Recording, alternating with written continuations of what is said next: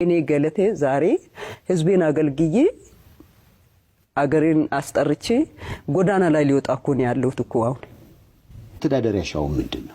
መተዳደሪያዬ አሁን በቃ እንደነገርኩ 2024 ድረስ እየሮጥኩ ነው ያለሁት። ከዛን ጊዜ ጀምሮ ትዳርም ከተቆረጠ በኋላ ማራቶን ከ10 ማራቶን በላይ ሮጫለሁ። ይሄን አንድ አመት እናቴ ስትለምነኝ እኔ ለእናቴ የሚደርስብኝን አልነግራትም። እኔ ግን ቤት ውስጥ ልጆች ሲያወሩ እናቴ ሰማች። በየቀኑ እኮ እንዲ ሙከራ እየተደረገባት ነው ምል ትሰማለች። በጡቴ እየሻለው ብላ በቃ አስማለችኝና እግሬ ላይ ወደቀችው። እንዴት ወጥቼ ትሬኒንግ ልስራ? ከዚህ በኋላ በዚህ ምክንያት የሚመለከታቸው አካል በሙሉ ተማጽኛለሁ። በደል እየደረሰብኝ ነው እዩ ብዬ ማለት ነው። ዛሬ ወደ ሚዲያ የመጣሁበት አጋጣሚ ቢኖር ህዝቤ እኔ ያለሁበትን ገለቴ ለምን ጠፋች? ሁሉም የአገሬ ህዝብ ይወደኛል፣ እኔም ወዳችኋለሁ። አገሬንም ለማገልገል እስከ መጨረሻ ደግሞ በጣም ቁርጠኛ ልጅ ነኝ።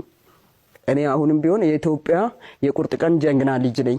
አገሬን ያስጠራው ሲኖርም ኢትዮጵያዊ ሲሞትም ኢትዮጵያዊ ነው ብዬ የሚጠራው ራሴን ከሀገር እንዲጠፋ ነው ይሄ ሁሉ እየተደረገብኝ በደል ማለት ነው። እኔ አልጠፋም።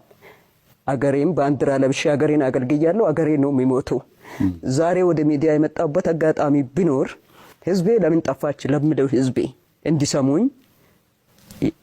ህዝብ ማለት መንግስት ነው፣ መንግስት ማለት ህዝብ ነው። ፍትህ እንዲሰጡኝ ፈልጋለሁ። አንድ ሰው አገር አገልግሎ ይሄን ሁሉ አፍርቶ በቅንነት በገዛው ባል ታክዶ እንደገናም ንብረቱ ይሄን ሁሉ በልቼ ጨርሻለሁ በፍርድ ቤት ስል እንግዲህ 4 መኪና 10 ቤት ተበልቶ ያልቃል ካለ ፍርዱን ለኢትዮጵያ ህዝብና ራሱ መንግስት ተዋለው።